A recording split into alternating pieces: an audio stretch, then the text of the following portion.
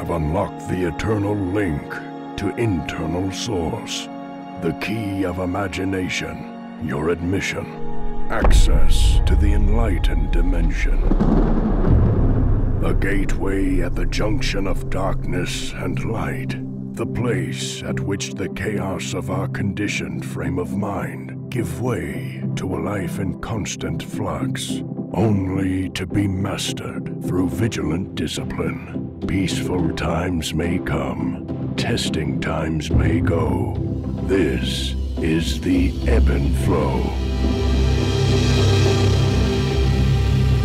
What's up, everybody? Welcome to the Ebb and Flow podcast. I'm your host, Eben Britton.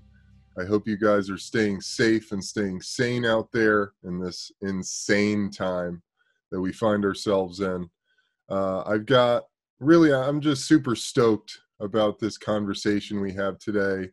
A guy who is a kindred spirit, a guy I've really come to know as a soul brother, absolutely. The animal rights activist, absolute badass and warrior, my man, Phil Demers. Phil, welcome to the show, my brother.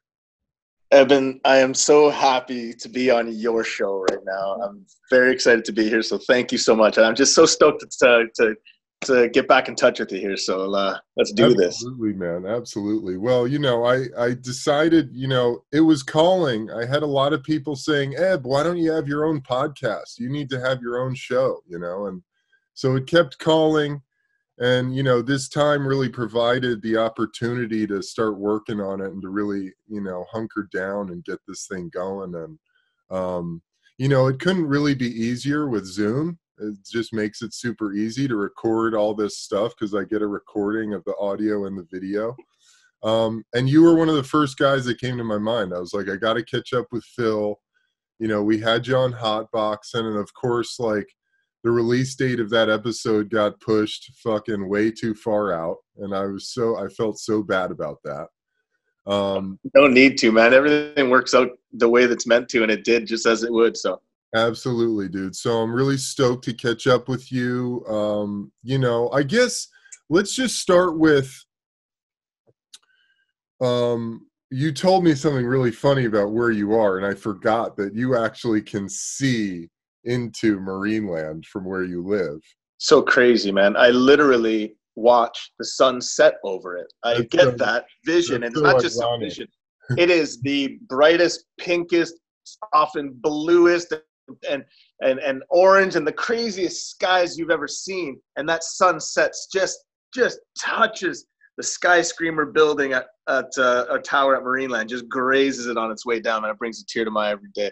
One of joy, one of sadness. I mean, So, Phil, for my audience who might not be familiar with our story, give us a little overview of, the work that you do, how you got into this battle with Marineland, and what it is you're fighting for. Well, I was an employee of Marineland. I was a marine mammal trainer. So, which is the SeaWorld of Canada. Precisely. I mean, it's a little bit of its own sort of twist to it. It's sort of a world onto its own, Marineland. But nonetheless, yeah, for description purposes, it would be like a poor man's version of SeaWorld. But I was that poor man jumping off those whales, that's what my job was. And for 12 years, I was working with seals and sea lions and walruses and orcas and dolphins and beluga whales. And I mean, I can go on forever. I mean, shit, I've even worked with bears at some point. But amidst my 12-year tenure there, early, in fact, in it, Marineland received some wild-caught baby walruses from Russia. And one of them, I developed this very, anomalous, I'll say. There is no other sort of examples to point to in this, but, through a sort of odd and traumatic experience, the walrus, I imprinted on the walrus. And in herd animals, the process of imprinting is such that amongst thousands of animals, the mothers and the babies can identify themselves. So the sounds, obviously what someone looks like, or rather any animal looks like, their smells, everything about them sort of tattoos on their brain. And so this happened to the walrus and I. Mm. And so through this weird relationship, we got some media attention in the, in the fluff story days, in the cute days. And then, you fast forward a few years, and, when I started at Marineland, I was a 22-year-old kid, and that's back in the year 2000. Mm. Fast forward to 2012, it's a bit of a different world. I'm a different person, So at Marineland, I had a pretty awful falling out. And it led to media stories. It led to the launching of multiple lawsuits, of which I'm a recipient of one for $1.5 million for plotting to steal Smooshy the Walrus. Welcome to my crazy world. We speak of the universe working in odd ways, my story is certainly, it certainly is a perfect example of such things. But I would like to say, Eben, that I think that in the universe calling you to start your podcast, and I don't mean to sort of veer off here, but I just want to make mention that when I was on Hotboxin with you, I feel like my episode with you was in fact your coming out, because if you go back to that specific episode and you click on the comments, I've never seen anything like it. I'd never seen anything like it. The comments and the love and the appreciation that you got on that. I was reading, and I'm just like anyone else. I want to see what people have to say. Yeah. And it was all the praise in the world to you. And I reciprocate that as well, because look, let's be honest, sitting next to Mike Tyson, I don't know that you feel the same way, but it feels a little bit like you're sitting next to like a lion of sorts, or you know what I mean, like an actual, he's a demigod. He's an imposing being. Of course, it's like you could feel his presence and whatnot. So you definitely were the comforting mitigator and all that. Good, but man. It was well expressed in our episode. I think you really got your. It felt like you had really come together in that moment. There's some coming together and everything, but it was well recognized. So I'm really, really, I'm stoked to have a small part in your little endeavor here. I'm really stoked to see where this goes. Absolutely, man. Well, that was so fun. You were one of, the politics of being on a show like that with Mike Tyson, who literally is like, he's our contemporary fucking Hercules, man. He's a demigod of American culture, of the world, And so he commands headlines everywhere he goes and every which thing he does. I mean, if he sneezes, the world knows about it. Absolutely. I mean, you've seen like the virality of his latest posts of him getting back into shape and talking about fighting, which I don't know if that's all him, or if, people are wanting him to kind of get back in the ring. I don't know, but, he can do it either way. I mean, he's the spiritual awakening that he's come through, he's more infused with the spirit of God than he ever has in his whole life, so we can talk about that later. But, that episode, I thought that was so cool. You were one of, I brought in a handful of guests, and you were one of my guests that I handpicked and brought in. And I knew that, I thought Mike really appreciated having you in, because Mike is I was shocked such a nature and animal lover, so. I couldn't believe his knowledge. I got to say, I was sort of taken aback at just how much he knew about subjects that, I got to say, even some professionals I have to remind certain aspects of, you know what I mean? Like he was speaking to me of orcas and their dialects and just facts. And anyways, it was a wonderful experience. I'm glad that all of that got us back together today. So absolutely. And it's funny because we have kept in touch throughout, haven't we? It's just one of those deals. Yeah, like, dude. Well, we meet, you meet people along the journey, and, some people really have a glow about them. Like, these are your people, and you were one of those guys for me. Like, I felt like we were family when I first met you. You could be my uncle. And I got to mention, it's so strange. And the timing of, well, I'll say your email when you reached out last week about doing the show was such that I had a very humbling experience, and a necessary one. I'm at a point in life now where, I myself, I'm relating in ways to a being such as Mike Tyson, who was just reinforced so long for his aggression and whatnot that I sort of lost myself for a while there. And I had a moment, let's call it a week ago, where I had to take a good hard look at myself. And it was very timely that your email come in, because it was a reminder, because, you know, a year ago, and that's when I visited California, almost to the date, in fact. Actually, it was the date to the you know, I was in a better, you know, I'd just come back from doing a little bit of ayahuasca, and I was just in a bit of a better place and whatnot. And, you know, it's been a long year. It's been a busy year. Lots of successes, but, you know, there's something about waiting and just waiting in a pool of anger and everything else that I just caught myself again, you know? So it's interesting that the timing of your calling, because, you know, you and I, just in the way that we've always communicated and whatnot, we seem to have this understanding of how things operate. It's just, I needed that reminder, and I'm glad that I did, I got to say, because, man, I was becoming a real fucking asshole. Yeah, dude. I think, you know, I really resonate with that, with, you know, this whole coronavirus thing. I've had to do the same thing, dude, of check myself and sort of, you know, because I've had so much fucking anger come up, anger and frustration and fucking rage. And it's, you know, a combination of like my repulsion of authority figures, you know, my, you know, sort of the fundamental need I have inside of me to save everybody and to save the world, and, you know, to express my truth. And dude, I was like, before I made the decision, like, I got to just do this podcast. You know, I was like on Instagram having fucking arguments with people about, you know, what's going on in the state of the world. And I was like, dude, what the fuck am I doing? My wife is like, Eb, you're a wreck.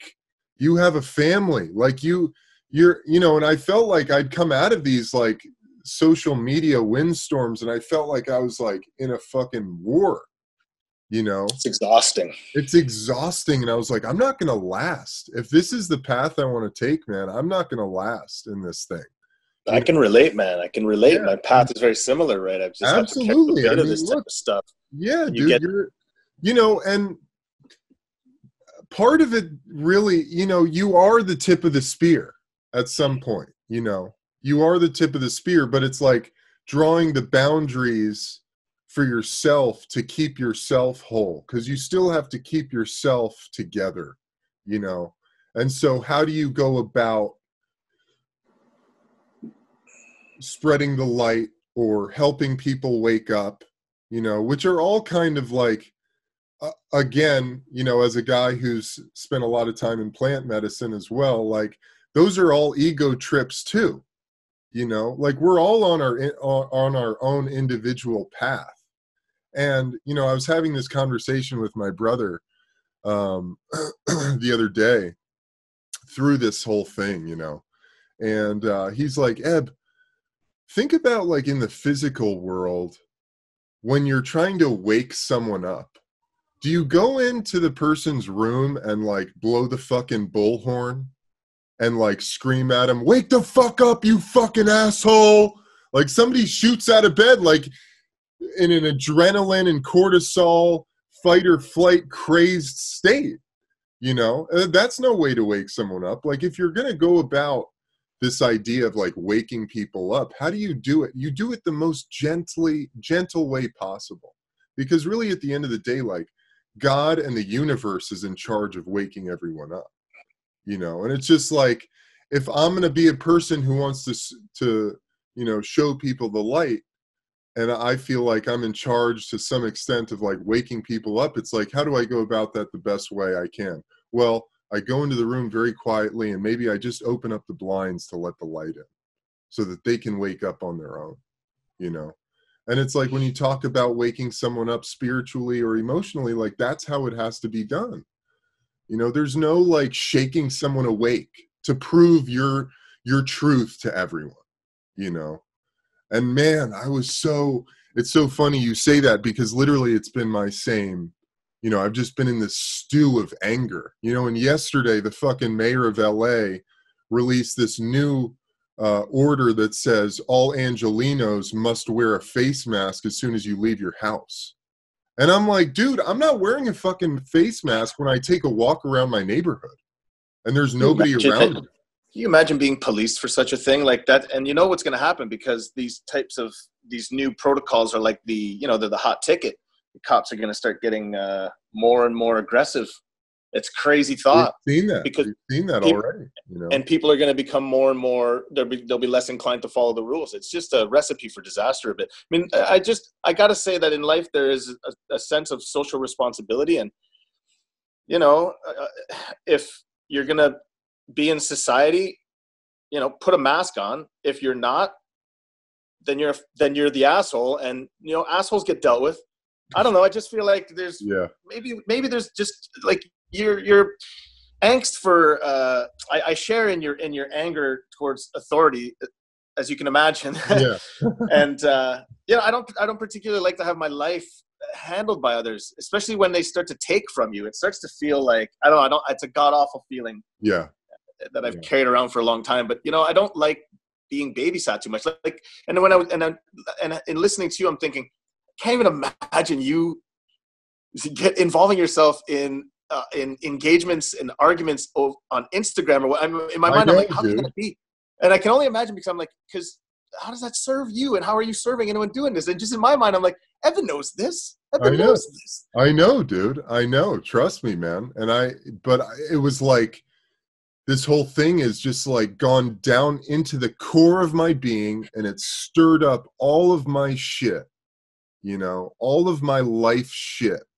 And it's just like, this is, man, it's like, this is all of my trigger points, of like health and well-being and sanity and what's real and what's true and my freedom and all this shit, and it's caught up in this fucking windstorm. And it's all just like, this has been like a 6-week ayahuasca trip, really, because I keep coming back to, well, when I just am present and I'm in the moment and I remember to breathe and I look at my daughter and I look at my wife and we're all healthy and happy and smiling, it's like, it doesn't even fucking matter what's going on outside. Exactly. And this is the place I'm trying to get back to. That's what my experience was last week, where I was like, wait a sec. I'm being a fucking asshole to everyone in my life. Yeah. With a limited with an expiry date. Everyone of which, and myself included, with expiry dates, and I'm being a fucking asshole and becoming a worse and worse asshole.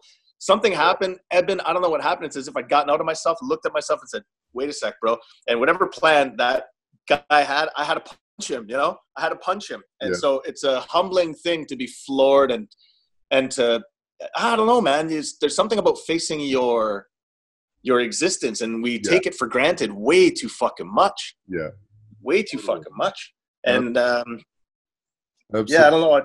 It's just the world is certainly right now, in the state of the world is revealing a lot of stuff. Yeah. It's very revealing. Yeah. We're all taking a look inside ourselves, while the world outside is sort of, I don't know, forcing us in, I guess, in a way, in a weird prison. Like it's a weird thing to be introspective for your own benefit from experience. It's another thing to be forced into it. Yeah. It becomes weird and conflicting. Yeah, too. Dude.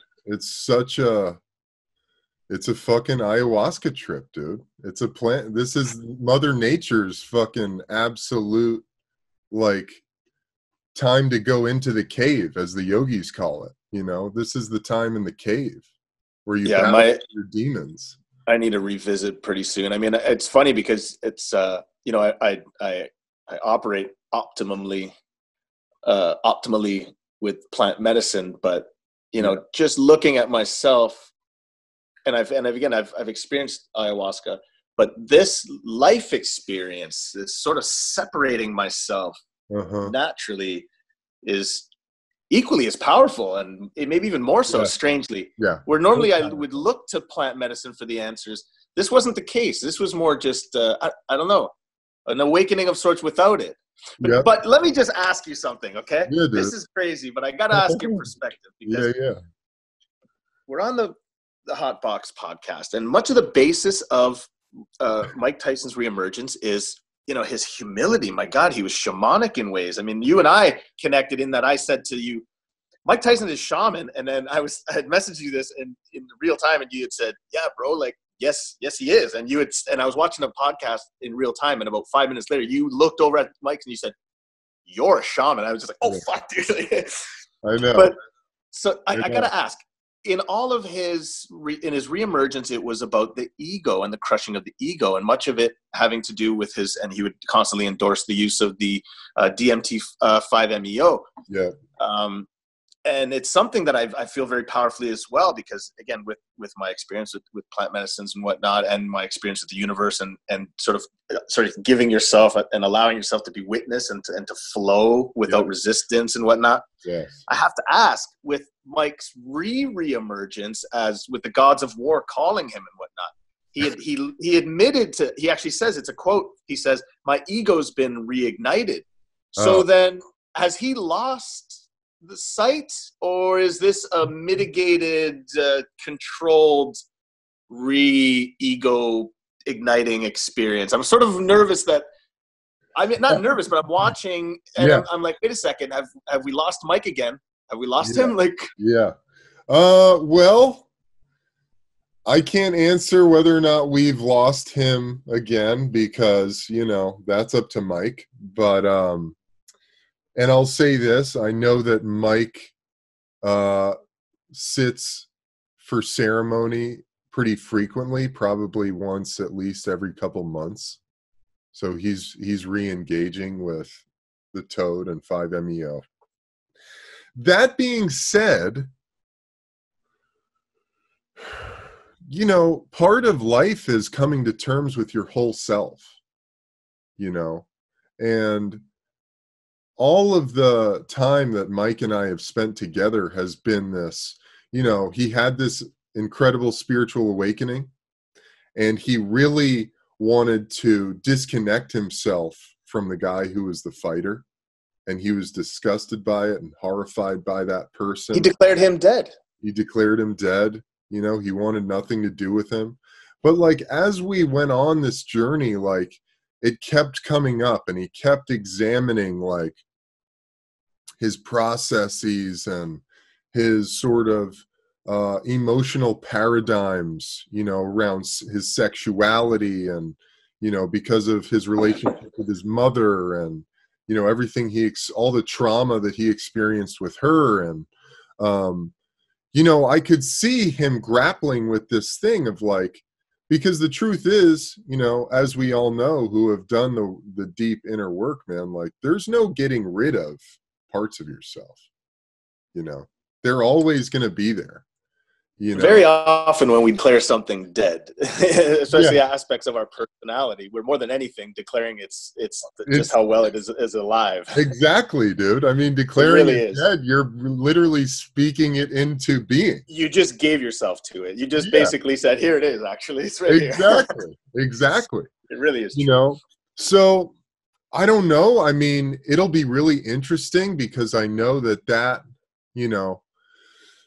Mike is, Mike, you can see, there are a number of interviews we had, Sugar Ray Leonard and some other guys who came on the podcast, and I could see in Mike's eyes that sort of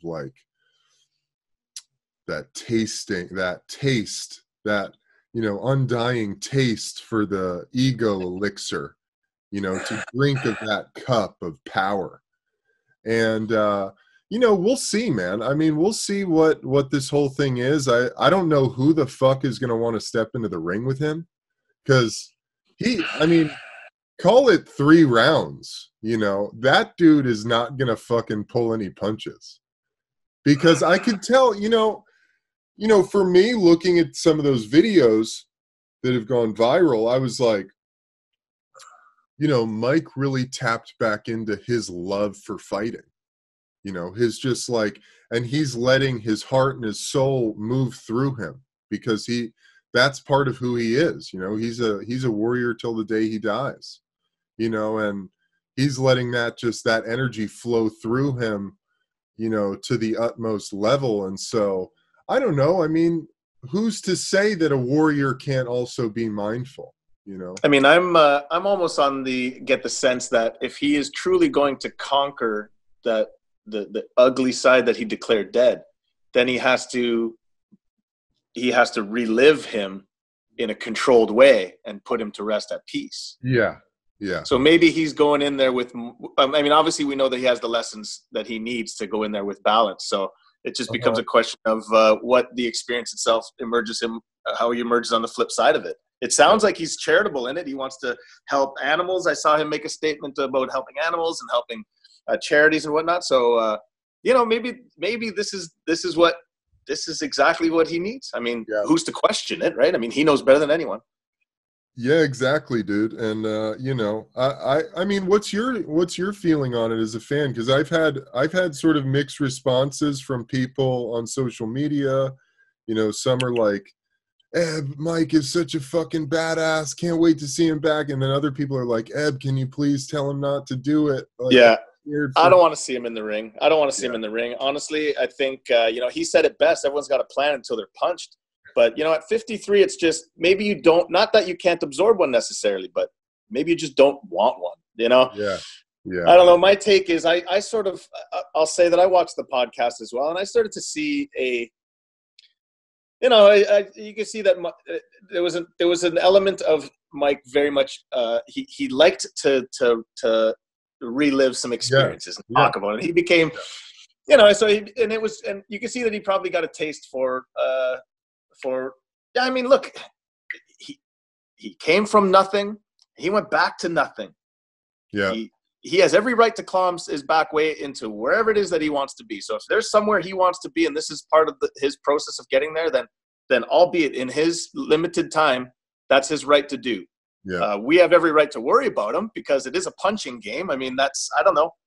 You see stories of guys that come back, and it's a thing to be confident, but it's just not the same game. And maybe his headspace is in the proper place, and I don't doubt. And who is ever going to doubt his warriorism? But I don't really want to see him prove. I don't really want to see him swinging for the fences and hurt anyone either. Like we know he can. We know he has. At 53, is that going to make him necessarily feel good too? I don't know.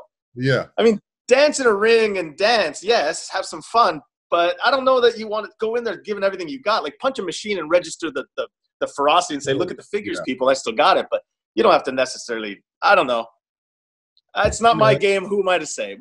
So from my perspective, I'm here. I'm here for it.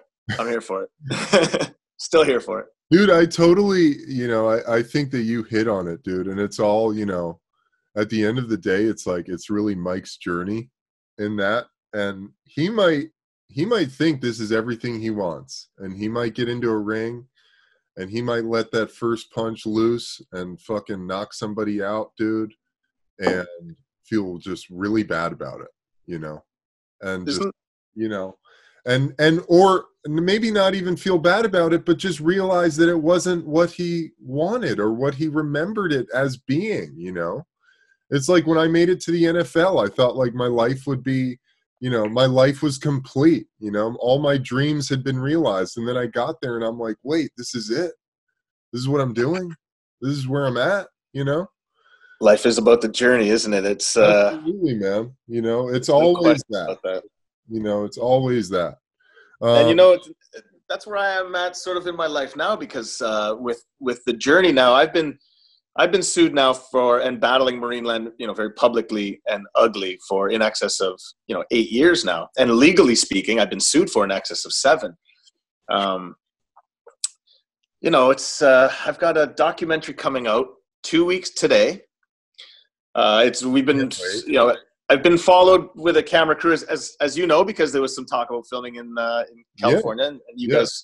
I appreciate that you guys were willing and whatnot. The camera crew ultimately stayed behind, but that's coming out, and so I'm doing a lot of sort of reflecting, and it's all happening at this crazy time, man.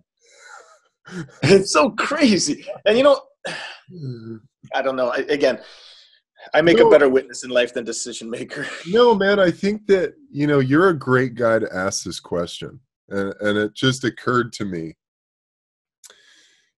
as someone who you've dedicated, the last 10 years, 7 years at least, the last 10 years to fighting this corporation for what you believe in and for the health and well-being of the animals that they keep captive. And you've been through the shitter, and you've been through like the literal like civilized you know, fucking, what do you call that, like ultimate obstacle course, man, of like I'm up against the machine. It's just the machine from top bottom, from bottom up, from the machine. So at the end of all of that, how do you feel about it? Do you feel like it's been worth your time? Do you feel like it's, you know, is fighting for our truth, is that something that we should continue to do? Is it a moot point? No, I would never, ever advocate that fighting is a moot point. So what I would say is, yes, because it's been such an ugly battle. Man, the timing of this call is great. If you called me last week, I'd have been the biggest asshole. You'd have been like, bro, we need to talk again. You need to go breathe. And I did. I've had a couple podcasts of late, and I couldn't even listen to them. Like, who is this guy? Like, getting off from being an asshole. But anyways, I was just getting off. I don't know. Anyways. I don't want to reflect. I don't want to look back and think that I had wasted any time. Sure. Yeah. But it does feel in ways, because yes, I've been fighting for, it's been a decade from fighting in-house till just not being able to take it anymore and leaving. It's been 10 years. Mm. It's not a professional endeavor. It's not something that pays the bills. In fact, right. I've amassed in excess of, hundreds of thousands of dollars of legal bills. Like it's been no picnic. But if there's one thing that I wish, if there's something, see, the unfortunate part is I can say I wish and I can look back in retrospect, but without hard lessons, there's no way of getting it. You can't be told, hey, listen, operate with this vessel, or like I operate with an ever-changing perspective and vessel of sorts, if you want to call it all-encompassing. Forget just physical. And you're in the shit. You're in the shitstorm. So it's hard to sort of look upon it all and get a different perspective. Mm. So what I am learning in all of it is that I wish that despite a lot of the time and having lost a lot of time, if you will, I didn't lose time. I just didn't optimize the time that I was in the hell. Like I didn't have to obsess with it, perhaps, because much of the obsessions that I had of it all, and that's because when you have a powerful belief, I mean, something that literally guides you, you are loyal to it, to everything. I mean, that is it, because it is. I mean, you have to be. You have to give yourself to it, but it doesn't mean by virtue of that that everyone around you has to be a victim to it. You can still be. And you can still use your time wiser despite and in a different way, despite ever looming dark, disgusting clouds. Yes. Like, I didn't have to be an asshole to everyone because I had to be an asshole to them. So I just wish that my time was used in remembering what was important, and that is the experience of love and life. And while that guides me in a lot of ways, I still have to mask. In the end of the day, you hope in every endeavor that, the true inspiration comes from love. And if you're going to be tried and tested, it's the only thing that will last. It just won't. You can't sustain with anger. Yeah. But in any long, sustained journey, you're going to be challenged with everything. And so I was challenged with anger, and I think that I allowed for it to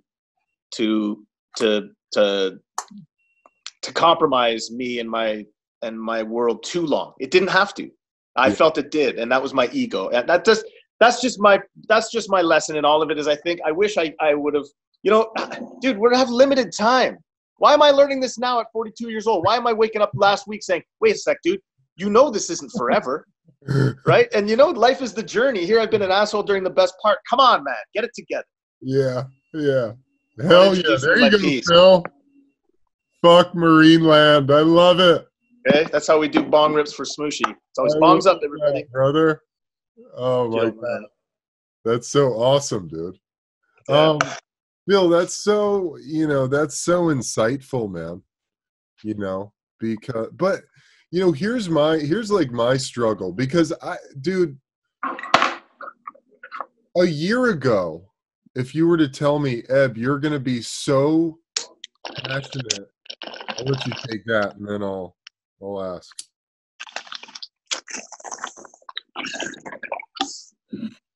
I love it, dude. Sorry, dude, I didn't mean to stop you midway. No, it's all good. I was still all ears, but yeah, no, I know you are. I want you to just be able to take. No, I appreciate that. Thanks. Peace. All right, I'm back, baby. If you told me a year ago, Eb, you're going to be so fired up and pissed off about a certain issue that you're going to be arguing with people, that you're going to feel, validated and arguing with people on social media, I would have been like, you're out of your fucking mind.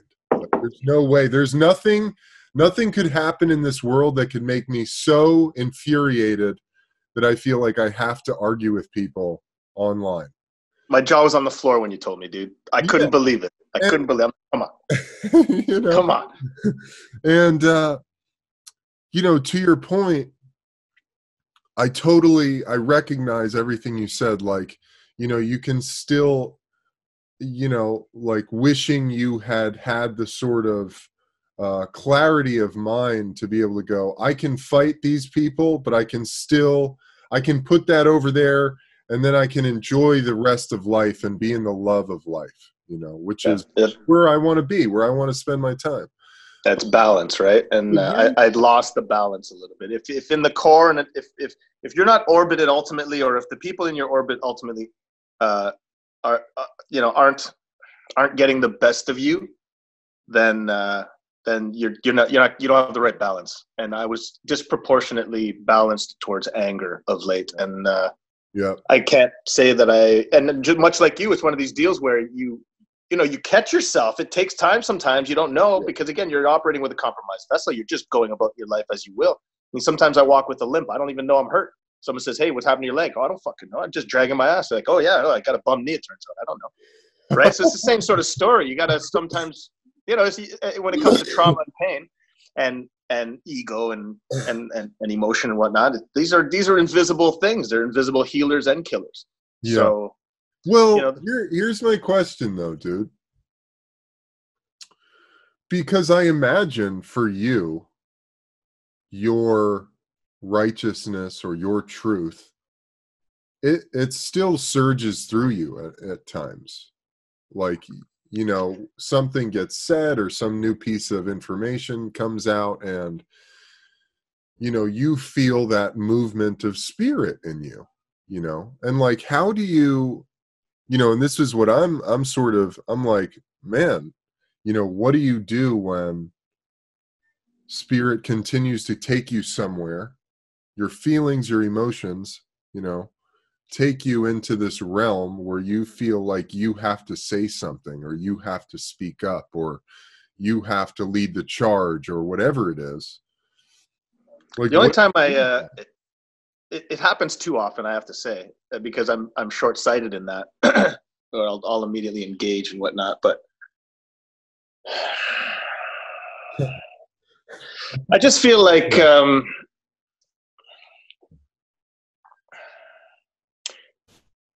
I don't know. It's difficult. Again, everything I stress is that this whole experience it's ever changing, right? It's an ever changing thing, and retrospect and interest is everything. Introspection is everything. Experience is everything, and you have to go through things to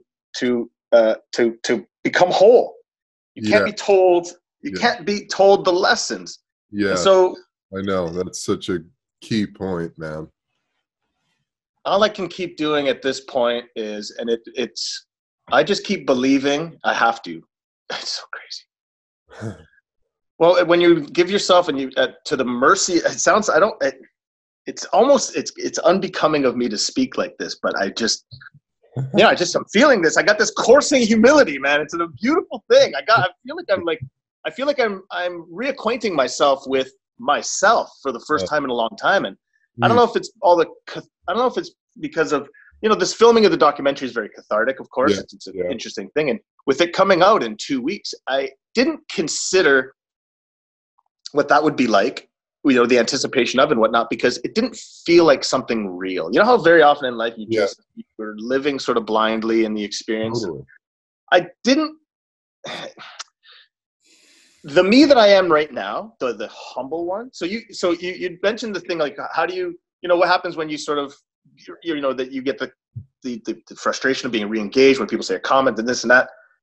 Oddly, that was my comfortable space, and it was in the absence of that I felt like I was going crazy. I like war and engagement, even if it didn't make fucking sense. I was arguing about nothing because it almost feels like I was running away from the humble me that I am now, because in having to retreat, or rather face and become this person, you have to blast through that ugly crust. You have to have that sort of ouch moment. Yeah. And so you say, how do you stay out of there? Well, I've only been in there for so long. Like, I'm only out of here now. So I would like to think that moving forward, at least now, and I hope to hold on to this, man. If I can hold on to this feeling of humility with the anticipation of the documentary, the nerves, everything, and just sort of wanting to reacquaint myself with the true me that is, you know, less assholic than what I've been.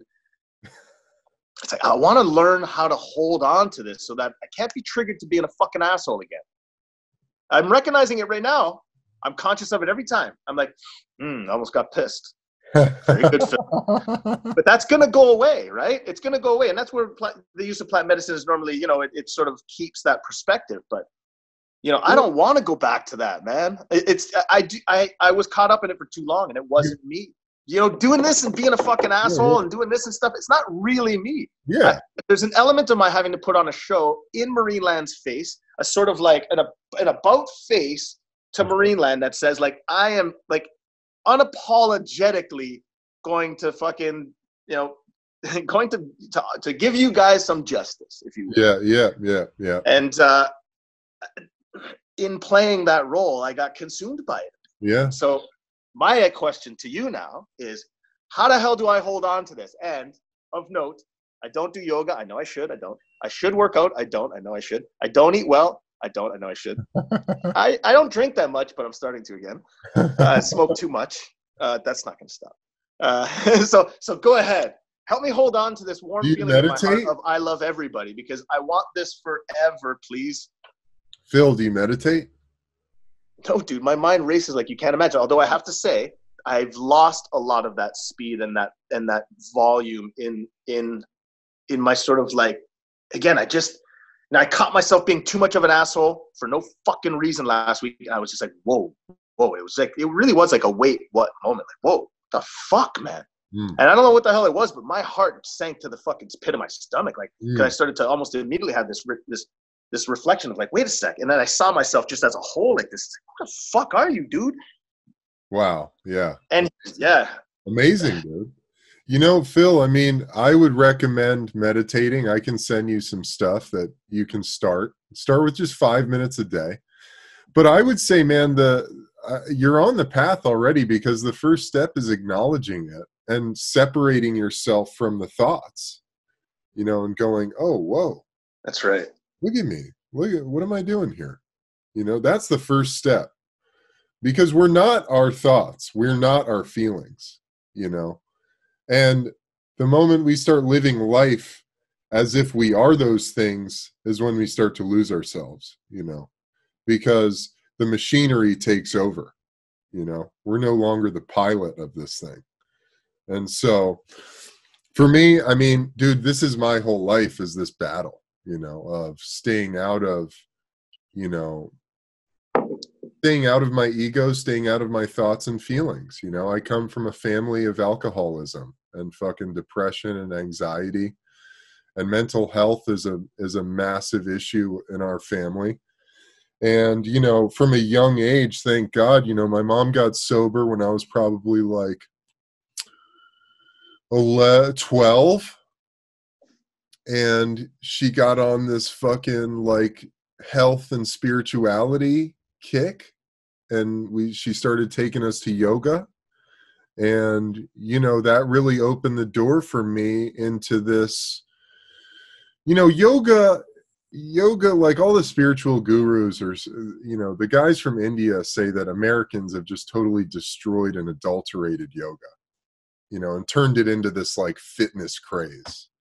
The postures of yoga are very specific because they actually ignite our hormones and our neurological system and our spine in ways that create space and allow for our body and the machinery of our body to start connecting with the higher power, And why was I never fucking told this before? Like I'm like immediately like I'm about to go Google like good yoga, please. What the fuck, man?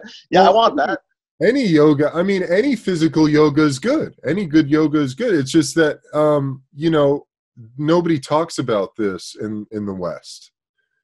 People don't really understand. People think it's great. It is great for your body.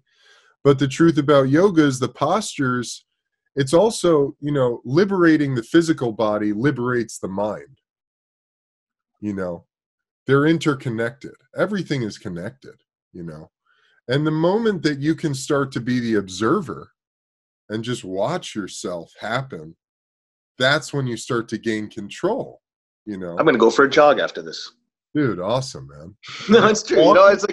It's like it's hard to find the inspiration to get up and fucking do something. But again, when you remind yourself that you have limited time, and while you're here, why not operate optimally in both physically, emotionally, and everything else? I mean, it's not very difficult to put a pair of shoes on. Go for a fucking boot.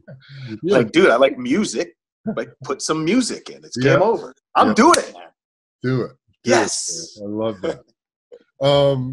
Yeah, dude. I mean, you're just like, it's so awesome to talk to you today because I've been in my own war zone and doing battle with my own demons and coming to terms with shit. And I've been like, you know what? I've had this realization, like we were talking about, I might have said it earlier, but you're never going to convince someone of anything. You can have the golden nugget of information that proves everything you're saying to be true. And you could just gift wrap that and hand it to someone who has a different view of something. And it doesn't matter. You're never going to convince anyone of anything outside of their belief system. They have to come to the realization in their own way, And especially if you're going to try and argue with someone, the minute you get into an argument with someone, they're in fight or flight. They're in defense mode. They're just trying to defend their ideas. They're not even hearing what you're saying. You're now arguing with a compromised version of them. And now you keep compromising yourself. You guys keep compromising each other. And it just really becomes, you're no longer yourselves. You just aren't. And you're no longer the point you were. You're no longer anything. You're just dancing. Your spirits are going like this for a bit until they go like this. We just don't know it because we see it as this. Yeah. Like, I know. But in reality, it's just this thing. Exactly. Right? And Buddha said, when I use words, I compromise myself. When I speak, I compromise myself because words get so mistranslated and miscommunicated, and people hear what they want to hear at the end of the day. I really like that. Yeah. When I speak, I compromise myself. It's true. Yeah. Second you try to express yourself, you immediately can't. You just immediately do it less justice. It just can't. I get it. It's the root of all confusion. It's the root of most arguments is that it's virtually impossible to get on the same page if you yourself can't adequately express what page you're on. And by virtue of frustration, all communication compromise, it just takes a bad day to trigger,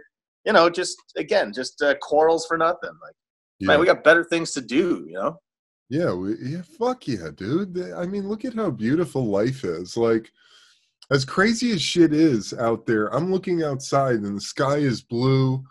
The fucking sun is beaming. The fucking greenery looks amazing and healthy. I hear birds chirping. I'm like, what the fuck, dude? Why would you spend any moment in this stewing in this pool of anger and rage and shit? That was me last week. I was like, what the fuck? Are you kidding me? I got good weed here. I got this beautiful bass guitar. It's like, I'm a fucking asshole. Are you kidding me? There's water Yeah. 100 meters from my front yard, and I'm an asshole. My limited time on this globe, and I'm worried, you know, I got this bullshit looming all the time. Okay, granted. Yeah, yeah, okay. Society's got a way of trying to rope it in and everything else, but society can't stop the fucking sun, man. Sorry, it can't. Exactly. It ain't gonna happen. It ain't gonna stop that fucking water from flowing. It may try. It may make it dirty, but I'll still jump in it. Absolutely, dude. You know, man, and fuck, I mean, I try to just bring myself back to that as much as possible, you know, because I'm in the darkness plenty. You know, it's so crazy to hear you talk like this because, you know, I you know, obviously I watch your Instagram posts, and of late you are a very open person. My God. I mean, that's, I assume you just have gone to very deep places because you give yourself away. You really do. You offer yourself, and you know, when you plug into your Instagram stories and whatnot, you're always you've got that voice, right? You really are the ultimate soother. Like you just very smooth voice, very nice and calming and whatnot. So you dial in, and you know, you just give these tidbits of wisdom, and you seem so fucking zen and everything. And you know, all the while, I guess it didn't occur to me that you were probably talking to yourself. Absolutely. You're probably having to remind yourself, like, okay, go in the backyard under this tree, fucking fire up that camera and look at yourself and like, wake the fuck up, dude. The sun is shining. Absolutely, man. Absolutely. You know, and the truth of that is, you know, because people say that to me all the time, like, Eb, you're so zen. You're fucking Mr. Zen, you know. And while that is true, I am not free from the natural human emotions of fear, anger, sadness, grief, rage. Like the things that I talk about on my Instagram, those are the insights that come through on the back end of all that shit. You know, like coming into this whole coronavirus thing, dude, I don't know if I've ever felt the amount of fear that I've felt when this whole thing started, and my mind started fucking future fantasy tripping about where this is headed. Like, dude, I've never felt so much fear in my life. And I'm not talking, I don't give a fuck about the virus. That's like the last of my worries, you know? It's like all the shit around that, you know, that this is created, that like, where is this going? And then it's like, dude, fuck it, man. What are we going to do? Like, I can't do anything with 10 years from now, but I can do something with right now. And the only thing you can do still, even in 10 years, is experiences as best you can in when it happens, and you know, as it does. Exactly. It just is the reality. It's kind of a weird. It's very. I got to say, and I imagine fans and supporters and listeners of yours will concur that it's kind of refreshing to hear that you're superhuman, not superhuman. I say that you're human. Superhuman. And that is because, you know, too often, you know, it's rare to hear people admit fault, or not necessarily fault, but just admit flaw, and even recent flaw, like current flaws, and to be able to, you know, more often you get these people that want to tell you and offer perspective and lessons from a place that they offer of near perfection. You know, no one wants to necessarily, you know, people will speak of their experiences before, but they won't say, well, you know, just last week I stepped in shit and I was pissed off because, you know, my friend was supposed to clean it, so I threw it at him. It's like, wait a second. Why didn't you tell me that story? But you're there, man. You're just like, oh yeah, man. Like, you know, I've been going a little bit berserk. And it's refreshing to hear because you also reeled yourself back in, and those are the lessons that you offer to people, so that you're still yourself experiencing and vulnerable to, and then also at, you know, amidst the war still winning is, you know, it's a testament to what you do, and it's a beautiful thing.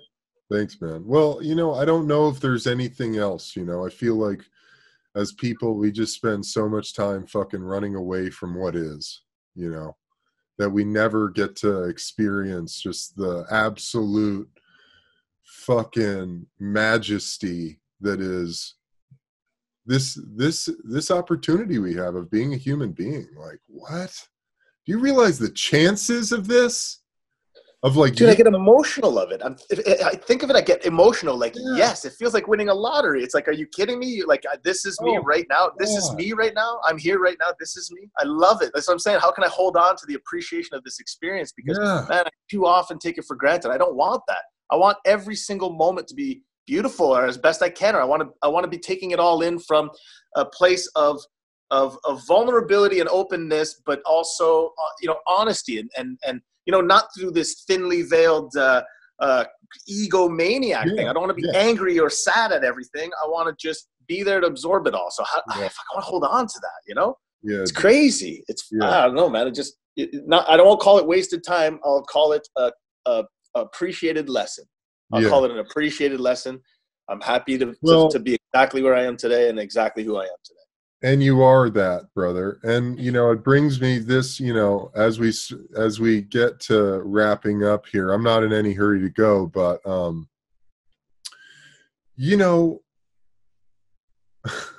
there is the full circle thing, the Ouroboros of the snake eating its own tail. And, as we are all particles of this giant interconnected thing called life, and then on a smaller scale, this giant interconnected thing called humanity, you serve a vital purpose in showing Marineland. You're part of the karma, dude, in your path of standing up against them and doing your about face to them and who they are. Like, that's not like you've just created that. They created that. Dude, you know what I mean? I'm just going to interject real quick. You're going to want to watch the documentary trailer, because literally I say exactly that. I say, I'm no longer me. Marineland created me. I am their creation. That's literally my closing line as I'm like building into this rage. It's a hell of a trailer. Hell of a trailer. But anyway, sorry. Phil, I mean, maybe you can use that, because you can use that as like, as to separate yourself from it and say, look, that's this creation over there that I can step into when I have to for these sort of like, judicial and legal hearings, etc., to see this thing through. But, and maybe that gives you some space to be able to come back to yourself. But like in all instances in life, man, this thing is so complex at this stage with 7+ billion people on the planet. Like, people are creating karma. It's all karma, and it's nothing like the world needs you. The world needs Phil to stand about face to Marineland, just like the world needs people to stand up against, and preach a counter argument or a counter opinion to everything else that's out there, and it's part of the flow of it all. It's just like, how as human beings do we rectify that in ourselves so that it doesn't destroy our lives? Because it is so powerful.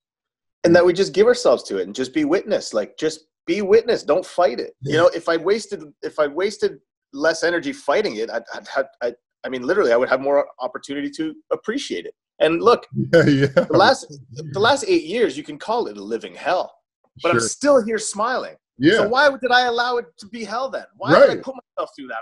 Look, if someone said to me 7 years ago when I was rocking back and forth in a fetal position, like, what am I going to do? It's just like, if I could have beamed myself back from 10 years plus and said, tap, tap, tap, dude. Go get yourself some weed. Relax. Go for a run, bro. You're going to be all right. Dude, but it wouldn't have served me then. It wouldn't have served me. Yeah. Right? You couldn't have received that. I wouldn't have. Well, I mean, there could be an argument made about time travelers, but we won't go there. Yeah. But I couldn't be me today without that sort of grueling tumble and growth from, fetal position and rebirth, amidst the circumstances and everything else. I just, I did make a commitment to be a witness, and I've had the best seat in the house. I stress it all the time. I just got to remind myself, and I would say the same for anyone listening, like, don't get too caught up in it all, because, I don't like to tell people they're not in control, but I operate best knowing I'm not. Yeah. It's just, I operate best knowing I'm not. I don't want to tell someone, hey, you're not in control. They'll say, well, fuck you, watch this. And they'll go do something and say, that was okay. I'll say, okay. All right, dude. But my perspective is I do best as a pure witness. Absolutely, dude. Well, Well, it's the flow. I love it. Yeah, man. Yeah. It's the ebb and flow. The ebb and flow. I love it, brother. Well, shit, man. I mean, we could really talk all day, and I'd love to have you on again soon. Maybe after the doc comes out. Sure, man. It's out in 2 weeks. It's geo-locked to Canada, so it's only broadcast in Canada. And be that as it may, it will make its way to the States. We're hoping a theatrical run, but with the new world, no one knows if there's going to be theaters. I know. It's kind of, the reason that the film is not actually being presented at a film festival is because that film festival got canceled. Yeah, of course. And so it's one of these deals where our national broadcaster actually partnered with the film festival. It's a hot docs festival, and so they've decided to broadcast some of the movies, and so ours was selected, and it's going to come out May 28th at 8 p.m. on CBC. And then thereafter, we'll see. Maybe get some U.S. distribution and everything. So it'll be, I'm buckling up for the ride that Marineland wanted me in for. And, it's a shame for them that I'm showing up humble because that's going to work for me. It's not going to work for them. Totally, brother. It's just not. I read this amazing, I love this guy, Wayne Dyer. You know Wayne Dyer? I don't.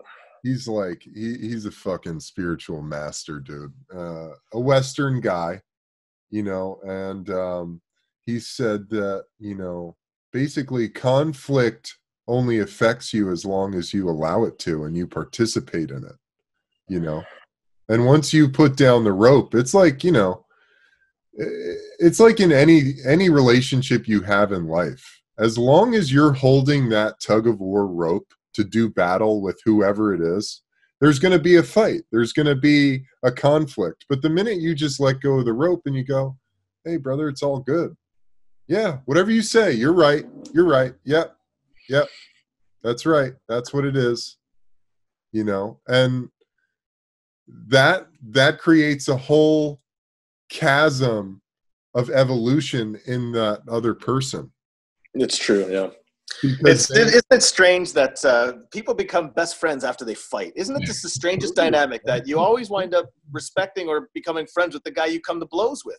In my experience playing hockey, you'd always be like, oh, that guy's a real asshole. I hate that guy. You fight the guy, and eventually you'd be on the team with the guy, and it's always the same story. He's the best dude ever, man. It's just don't like to play against him. Yeah, you'd be years with them saying, dude, they wind up being it's always the same story. So I always, in any which way that conflict is resolved, and in the hopes is always that it is the best and for the best. You hope that the resolution, you hope that you can appreciate the other person's perspective despite it all, because at the end of the day, we're all just trying to protect something we believe and love in, and no one should be necessarily faulted for it. Yes, we should be faulted for how it is we operate and challenge those who challenge our beliefs. That's in our control, if you will. Yeah. But you can't blame someone for believing something just by virtue of. It's that you can't, like you say, you can't change it. They're not going to be like, oh, that's wrong. Oh shit, thanks for telling me. Oh yeah, thanks for letting me know, man. Yeah. What else? So true, dude. Well, can we? Will we be able to check out the documentary on YouTube or? So I don't know what's going to happen. It's because it's sort of unprecedented stuff. How can something be released only in Canada without the internet getting hold of it? I don't know. Yeah, I don't know. So again, it's uncharted territory. But again, it's not. I don't have necessarily. I have no interests in the film, and by interest, I didn't make the film. Right. I was just following. Yeah. I haven't seen it. I'm going in cold like anything. I have no editorial say it. I'm just. So, whatever happens to it happens. I don't really have the answers to it. I just, that I understand the few people that have seen it, it's quite impactful. And I do know that the years that they followed me, man, there was a lot of stuff that happened. I can't even explain that. It's really just best. I look forward to promoting this thing when you can see it, Yeah, man. I can't wait to see it. Everyone who's listening, you can follow Phil on Twitter at the Walrus Whisperer. Correct? Yeah, I'll do this for you. I can do this for you. Walrus Whisperer on Twitter, Walrus Whisperer on Instagram. Please visit my website, savesmooshy.com. It will lead you to a GoFundMe. So I don't need what I stress to people. I don't need a lot from you, but I like having a lot of you. So, send me 2 Yeah. bones or something. That's always appreciated. But watch the trailer of the film. It's there and it's available. It's a YouTube link. Awesome. So, and yeah, and I say to people, stay in touch because, I need eyes on me, because eyes on me means eyes on the animals, and eyes on the animals mean change. And because, it's only until we stop, when you become complacent, you stop looking, that's where evolution stops. Right. So, we got to keep a spotlight on these animals, but absolutely, man. sorry, you're closing the show. What am I doing your job for? No, dude, hell no. That's awesome. We got into such good, deep stuff that we didn't even really talk about the Marineland shit. We're catching up. I forgot there was listeners for a while. I forgot. I'm like, this is probably not. I'm like, wait a sec. We're just shooting shit at this point now. No. This was perfect, dude, because, this was really the essence of what I want this show to be about, man. This is about, like, what are people feeling and going through, in this crazy time. I have to say, this is a timely reconnection, as I stressed before, and in everything being full circle. 1 year ago, finally getting to meet with you, getting to be there physically, and then this, and seeing that your evolution and mine. Look at us, still here, still smiling. It's awesome. Right? We're blessed. Love you, brother. Fucking right, man. Yeah. Phil, I love you so much. Thank you for coming on the show. I really appreciate it, man. This is a great episode. To everybody listening, thank you so much for tuning in. This has been the Ebb and Flow podcast. I'm your host, Eben Britton. Until next time, lots of love. Stay safe. Stay sane. Keep meditating. And hey, we're going to get through this thing together. Lots of love. Peace.